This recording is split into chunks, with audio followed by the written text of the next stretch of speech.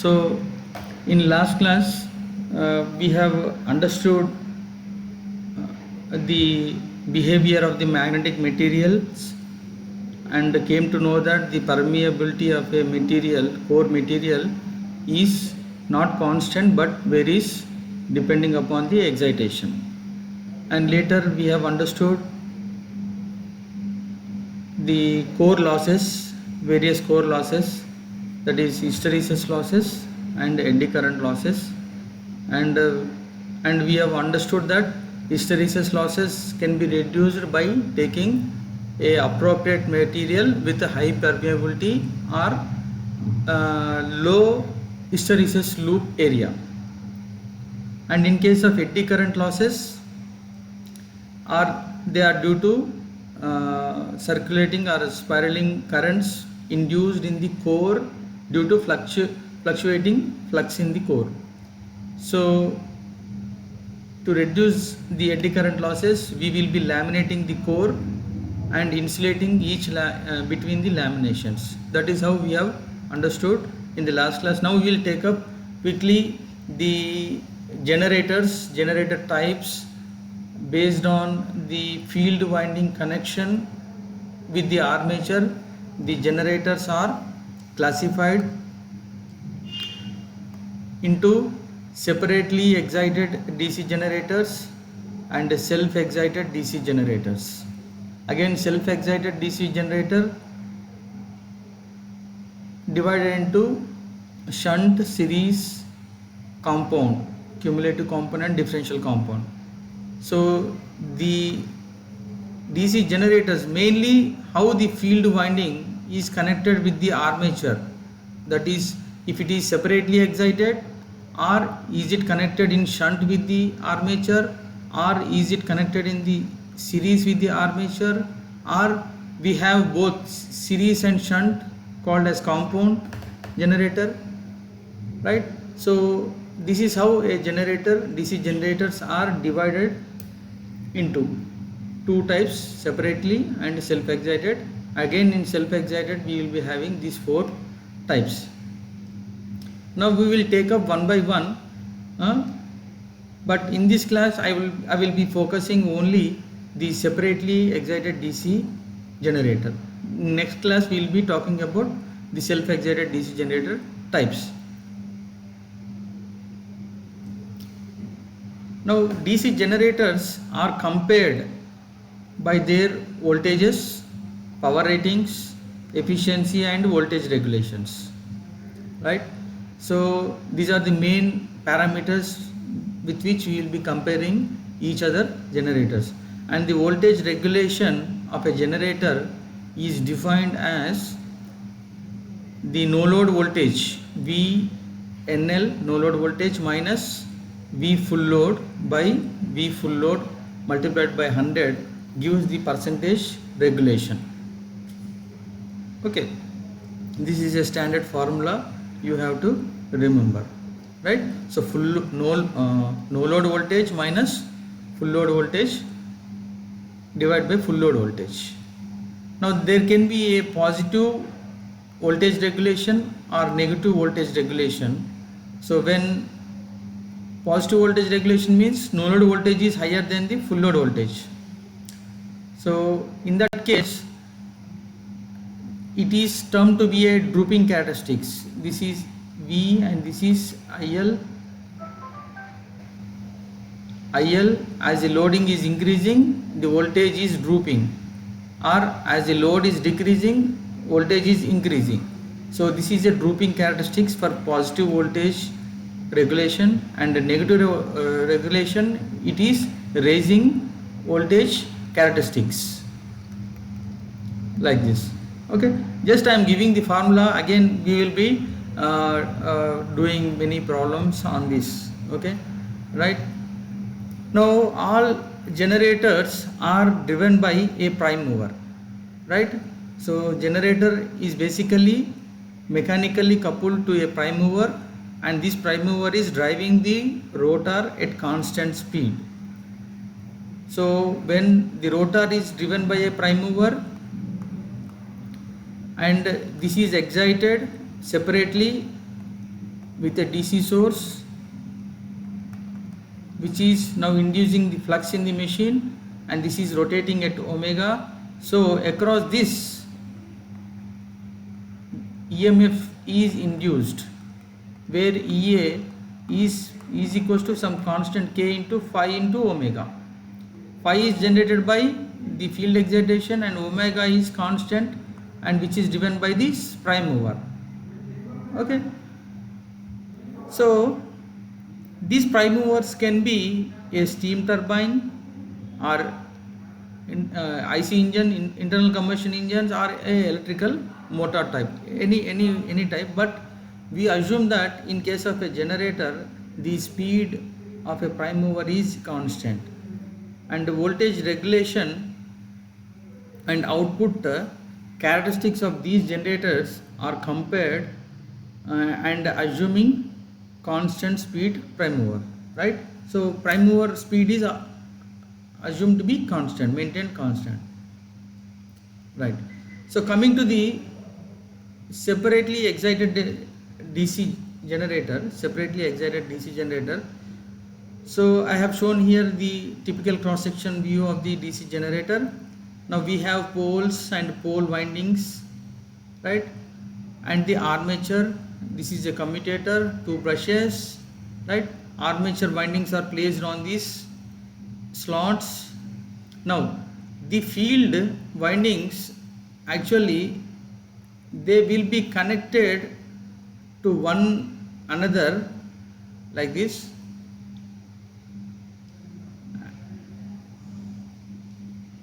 They will be, all field windings are connected in series, and they are rotated in such a way that their turns are maintained in such a way that they will create alternating north-south poles like this. Okay, and armature windings are placed on the rotor, and they are connected to the commutator, and the brushes will be collecting the EMFs like this. Now these terminals are armature terminals, and these terminals are the field winding terminals. Okay, so in short, a equivalent circuit for a electrical DC generator is a field winding. This is a field winding excited through a DC supply, and the armature, this is armature resistance RA shown external to the armature, but physically it is internal within the armature, and this is given to the terminals where we can connect some loads to these terminals, electrical loads, right? So this field, in case of separately excited DC generator, this is not connected with the armature, but in case of self-excited, these are connected to the armature in somehow, it may be series or it may be parallel or series parallel combination. But in case of separately excited machine, it is excited through a separate DC source, right? Now in this case, the load current is equals to the armature current. The whatever load is connected, load drawn current is equals to the armature current itself. There is no other parallel path or load sharing. Okay, and what is the terminal voltage? VT, simple terminal voltage equation, VT is equals to the internal generated EMF, this voltage EMF minus this drop, minus EA minus IA into RA drop. This is armature voltage drop. Okay, this is armature resistance drop, gives the terminal voltage, right? Simple equation. But if exclusively they have mentioned about the brush drops, then you have to accommodate through a opposite sign battery here of equivalent to brush drop. This is plus and this is minus, and this is equivalent to brush drop voltage. Okay, so if exclusively mentioned, otherwise we will be not showing in the circuit, right? Now normally DC generators have two characteristics, main characteristics. One is open circuit characteristics, and other one is load characteristics. Open circuit characteristics is drawn between the field excitation versus induced EMF in the armature. Okay, keeping the terminals open, conditions, these are the required conditions: keeping the terminals open and the speed maintained at constant value or rated speed. Now this is OCC, that is field excitation. This is field excitation, IF, versus induced EMF in the armature, right? So if you notice that this curve is exactly similar in shape as that of magnetizing characteristics, what we have learned in the last previous classes, right? So magnetizing characteristics is actually drawn between phi and the ampere turns, mmf, n into I, right? But what is this EA? EA is actually equals to some constant k into phi into omega.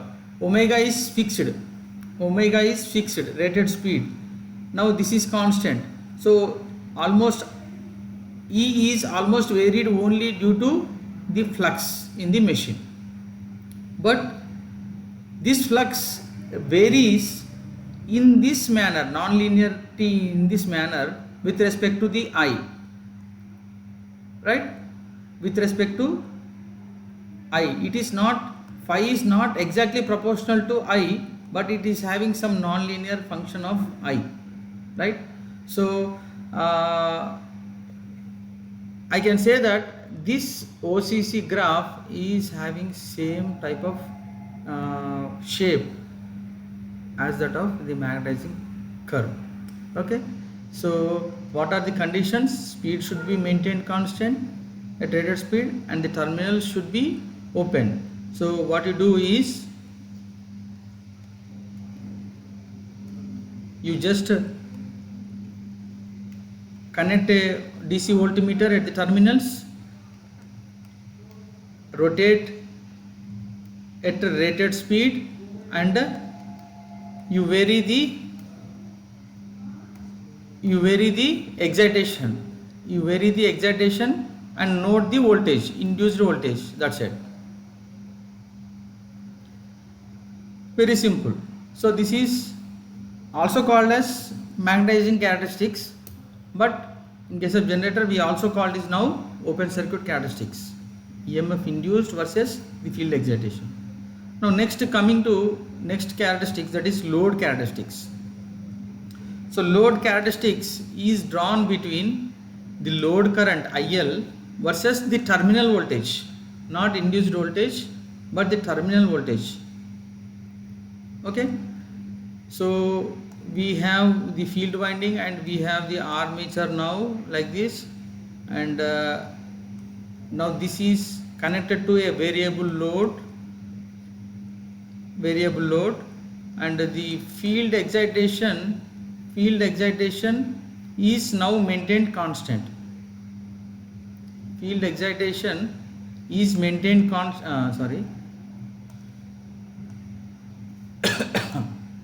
field excitation is maintained constant and speed is also maintained constant. So what happens with IL varying? Now that is what we are going to plot. So we know that Vt is equals to induced EMF minus load current or IA, armature current, into armature resistance.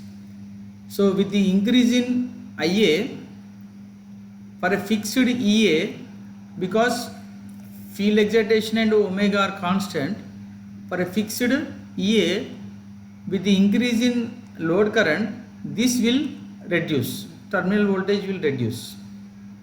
Okay, so at no load it will be Vt is equals to Ea naught, right? And as the load increases, this Vt now can be found by Ea minus IL Ra, which is actually a drooping characteristic, linear drooping characteristics. As the load increases, this term is subtracted from this term. Load increases, this term is subtracted from this one. So it's a drooping characteristics. But what is the condition? I am assuming that Ea is assumed constant for constant speed, and no armature reaction is taken into count, or otherwise the compensating winding is there in the machine. No armature reaction means compensating winding is present in the machine, right? Now this graph pertain to these conditions, but normally if I assume that there is no compensating windings, then Ea is now not a constant, because with the increase in load current, there is a reduction in phi, which again reduces the Ea, and hence Vt now reduces further because Ea is reduced due to armature reaction. Okay, so without compensating windings, armature reaction exists in the machine. So with the increase in IL, flux reduces and hence Ea reduces, right? So now, and this flux is not a linear in nature, right? Again it is a non-linear nature with respect to the I. So in this case again this would have been the voltage pertaining to open circuit voltage, constant speed and constant excitation. So whatever load current may be, the internally induced EMF would be constant for all the values, right? Now so now this is the final terminal voltage. Having both, that is IR drop and armature reaction drop, right? Armature resistance drop and armature reaction drop, both drops are there. And now this drop is not a linear drop, but it is having some non-linearity in nature, right? As the load increases, the core enters into the saturation due to armature reaction, and this saturation, I don't know, it is not linear. So the flux reduces or becomes constant, then EMF induced will be different. Okay, so the only way to accurately determine the output voltage in a machine with the armature reaction is to use a graphical analysis method.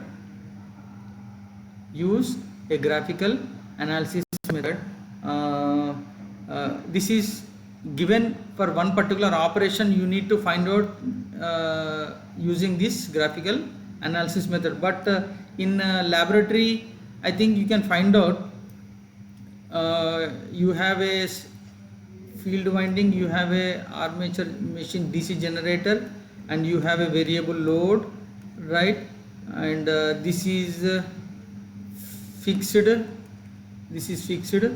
this is driving at a constant speed, right? So for a variable loads, you just measure the terminal voltage here. So meantime, as the loads increases, the speed of the generator or rotor actually falls back or reduces then again you have to maintain the constant speed for every, before taking the reading of this voltmeter you have to maintain the speed. I'll come back to at some time I will say the internal torque developed, the opposing torque developed in the generator as well when the movement comes.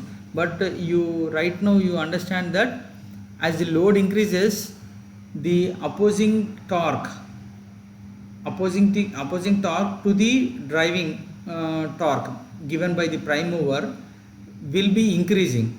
So that is why, so the two torques are unbalanced and hence the prime mover falls back. The prime mover falls back means it reduces the speed. Again I have to pump more power into the prime mover and drive at a constant speed. Okay, so maintaining the speed constant and the field current constant and increase the loads and then take the appropriate voltages at these two conditions met. Okay, and then you will be getting these graphs. Okay, these points here like this, and then join the points. Now this is the terminal voltage. Now internal induced EMF, this graph can be actually computed, not measured but computed, if I add the voltage drop due to armature armature current drop. Okay, so this point plus the IRA drop will give me the appropriate internal voltage. Okay, after the armature reaction, the net induced EMF across the armature, right? So if I know the internal parameter RA of the machine, then I know the load current. This is measured by ammeter here. So if I add the terminal voltage plus IARA drop, then I will be getting the internal induced EMF across the armature after meeting the armature reaction, right? So practically I can find out, but for a given problem you are addressing in an example, then you have to use graphical analysis. Okay, so suppose this is the MMF, net MMF after accommodating the armature reaction. This is field MMF minus the armature reaction MMF, right? Due to armature reaction will result a net MMF in the armature. Now I will be calculating the corresponding field current, net equivalent field current, right? So this net MMF is actually equals to IF into NF, right? So IF is the net field current multiplied by the number of turns, field turns, is the net MMF, is equals to the normal current without armature reaction multiplied by the number of turns minus the armature reaction MMF. So dividing throughout this equation by NF, if I divide this NF here and NF here, so this one will cancel, this one will cancel. I will be getting IF star is equals to IF minus armature reaction MMF, ampere turns, divided by number of turns of the field winding. Okay, so once I have this net field current, then from the magnetizing curve for the corresponding IF star, I will be calculating the EA naught. Okay, or not EA naught, EA corresponding to rated speed, right? Now I don't know whether this generator is operating at rated speed or it may be some other speed which is below the rated speed or above the rated speed. Now to accommodate that speed, then I have to find out the difference between the speed of the magnetization curve and the real speed of the generator. We must take into account, that is this equation. So EA by EA naught is equals to N by N naught. So we know E is proportional to phi omega. So here phi is maintained constant. So E is proportional to omega. So at different speeds, what will be the corresponding voltages I can take at two instance ratios, E1 by E2, omega 1 by omega 2, like this. So that is what the equation says. EA by EA naught is equals to N by N naught. Okay. So when we take up an example, you will clearly understand what is this. Okay. Now similarly, like in DC motors, the speed control of a DC motor is crucial point, right? And a similar type of analysis or control what we employ in a DC generator is controlling its terminal voltage. So in motors, we control the speed of the motor. In generators, we control the terminal voltage of the generator. That is what we always want to maintain at constant value. The terminal voltage should be maintained constant rated voltage which is required by the load. Okay, we cannot deviate the load voltage as load increases, right? That voltage should be again brought back to its normal value. Now how we can achieve this? We know that Vt is equals to Ea minus Ia Ra, right? Now I don't have any control on load control is dependent on load, so I can control the terminal voltage only through the Ea, internal EMF induced. But Ea is equals to K into phi into omega, right?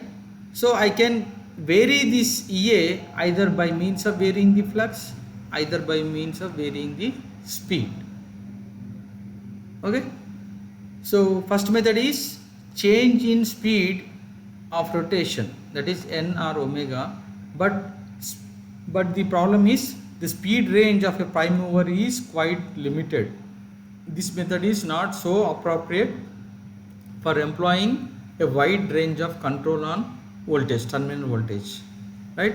But the second method is change in field control is best suited and it is employed widely to control the terminal voltage of a generator, right? So we will be controlling the field excitation either by, here we will be controlling the field excitation either by changing the supply voltage itself or by keeping some series resistance, variable series resistance in series with the field excitation, right? Okay, so after discussing these few important points regarding the separately excited DC generator, now I'll take up some small examples so that you can understand in a better way. So I have a separately excited DC generator rated at 172 kilowatt, 430 volts, 400 amperes rated, and it is rated speed is 1800 rpm, revolutions per minute, and the machine is having the following characteristics, that is armature resistance is 0.05,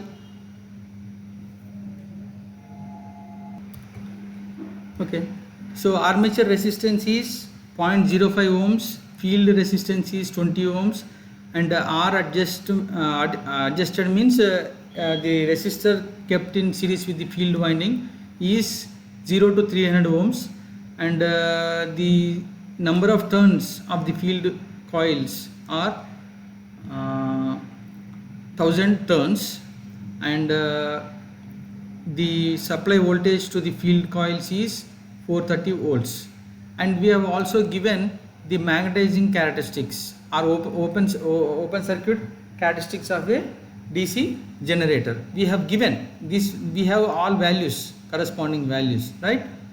Now what is he is asking, the first point is, if R adjustment or R adjusted is 63 ohms and now the armature is rotating at 1600 rpm, not 1800 rpm, but it is rotated at 600 rpm.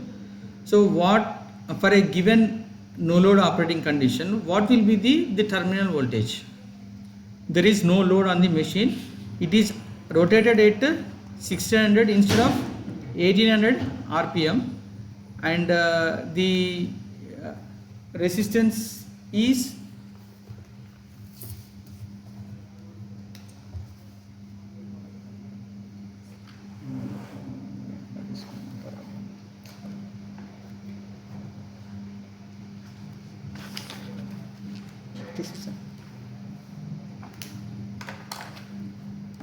okay.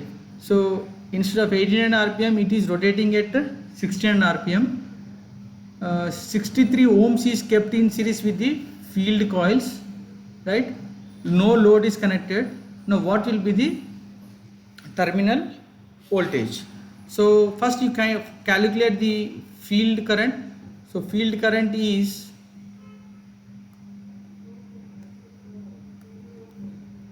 field current IF is 430 divided by 63 ohms plus 20 ohms. So it is coming to 430 by 83 ohms, that is 5.2 amps. The field winding is 5.2 amps. So it is excited at this value, right? Now I have said here this is OCC and this OCC is at 1800 rpm, constant speed 1800 rpm, right? Okay, first we will calculate for this 5.2 amperes what is the corresponding voltage. So from the graph it is coming to 430 volts. So E naught is equals to 430 volts and N naught is actually 1800. This graph is at 1800 rpm, right? For IF is equals to 5.2 amperes, but actually I want E corresponding to what speed? N is equals to 1600 rpm. So I take just a ratio E by E naught is equals to N by N naught. So from this I will get E by 430 is equals to 1600 divided by 1800. So this E comes to somewhere 382 volts. 382 volts. If it would have been rotated at 1800 rpm itself, then I would have got the terminal voltage to be 430 volts. But instead of that, it is rotated at 1600. Now the voltage, internal EMF, is reduced to 382, and because it is no load, VT, the terminal voltage, is also equals to 382 volts. Okay. Now next point, what is asking is, if load is connected at this moment, with this moment, if load is connected equivalent of 360 amperes, assuming generator has compensating winding, that is AR is 0, armature reaction is 0, and this rotation is 1600 rpm only, same speed, but now load is connected and it is 360 amperes. Okay, and there is no armature reaction is 0. So what is now again the terminal voltage? What is the terminal voltage? So how to find out? First I'll find out the internal EMF EA, VT, because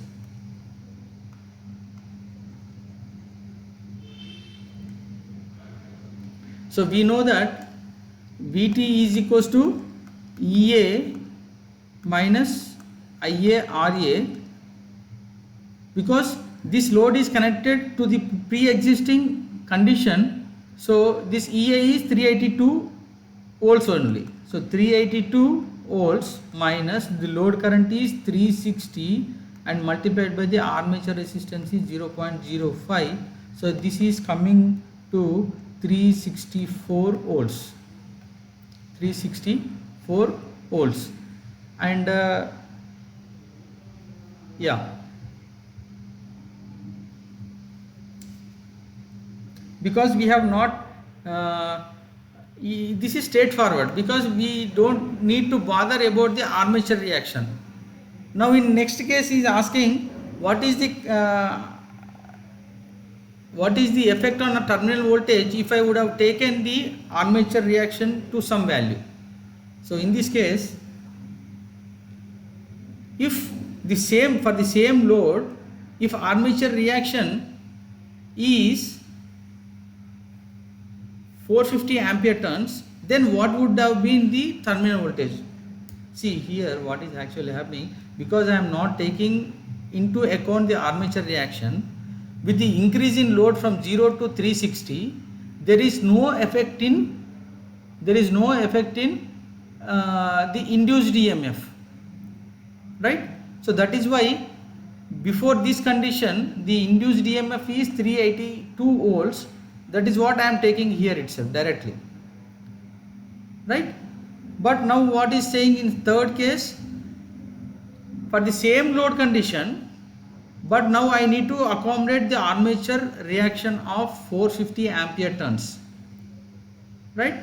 Now I have to take account of 450 ampere turns. So IF net is equals to initial IF minus armature reaction ampere turns divided by the number of turns of the field winding.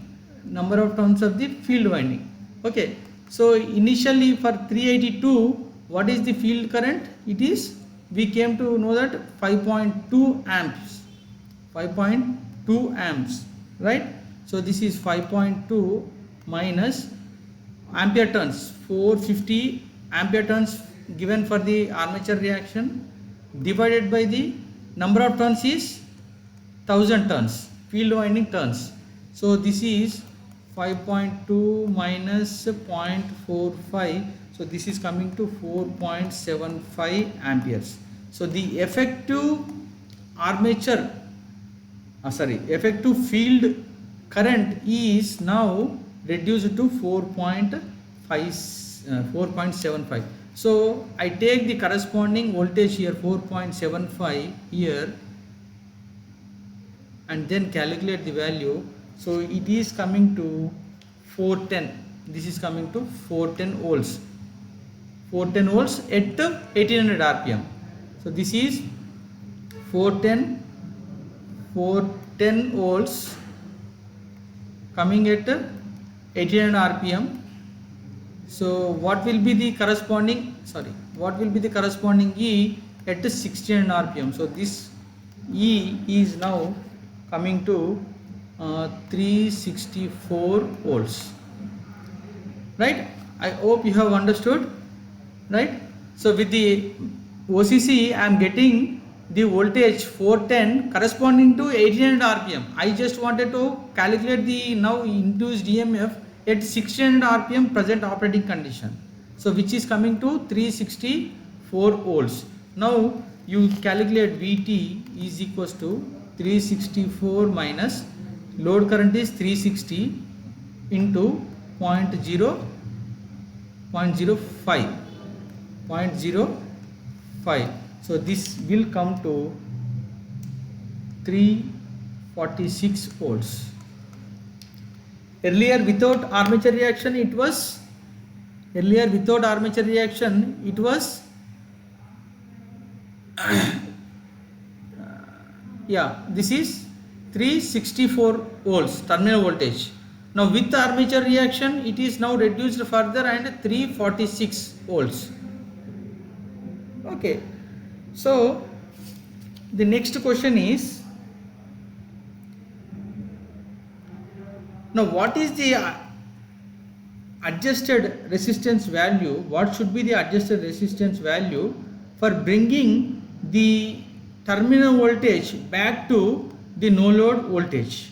Terminal voltage back to no load voltage at 1600 rpm. I need to now adjust. Earlier it is, now R adjustment resistor is 63 ohms. So now if I reduce this resistance, IF will increase and phi will increase, and this corresponds to E will increase. Now which will again further increase the terminal voltage. Now to make this V to be 382 volts, the no load voltage is 382 volts. To make this voltage 382 volts, how much the R adjustment should be reduced? That is the question. Okay, so how do we calculate? So I take directly the terminal voltage already given, I calculate reverse engineering. So what is the EA? EA is equals to VT plus IA RA. So because this is for same load condition, that is IL is equals to 360 amperes only. For the same load condition, I want to increase the VT to EA naught by reducing the resistance value. So this is 382 plus 360 into 0.05. So this will come to 400 volts, right? So 400 volts. Now what will be the corresponding field current for 400 volts from the magnetizing graph? So for the corresponding 400 volts, what is the corresponding field current, net current? So if I calculate that, it is coming to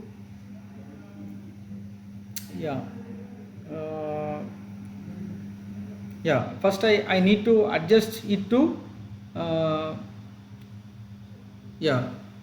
first I need to adjust it to this is at 1600 rpm.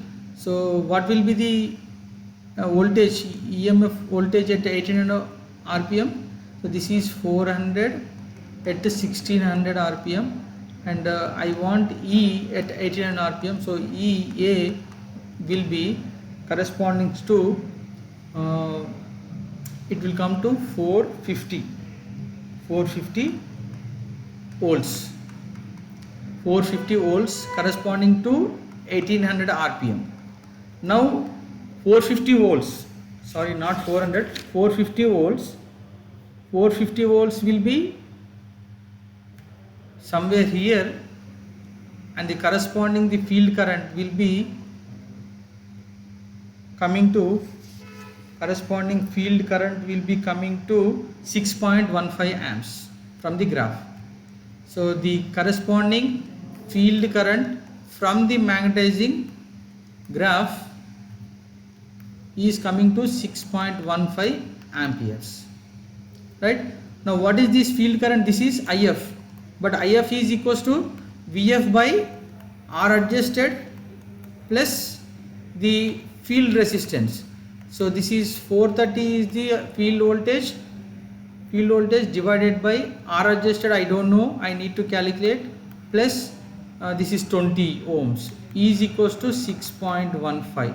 So from this, if I calculate R adjusted, it will come to 50 ohms roughly, 49.44 ohms. Okay, so in this example you have seen that with and without armature reaction, how it is going to affect the terminal voltage, right? And also we have seen how to control the terminal voltage by controlling the field rheostat. Okay. uh, so I'll talk about the self excited DC generators in tomorrow's class, and their characteristics, and we'll take up some problems in next class. We'll stop here.